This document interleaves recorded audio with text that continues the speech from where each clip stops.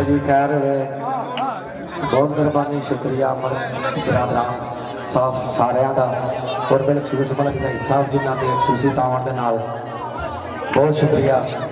ये नाल ही जी 5 नहीं 1.25 लाख नारा है हाज़री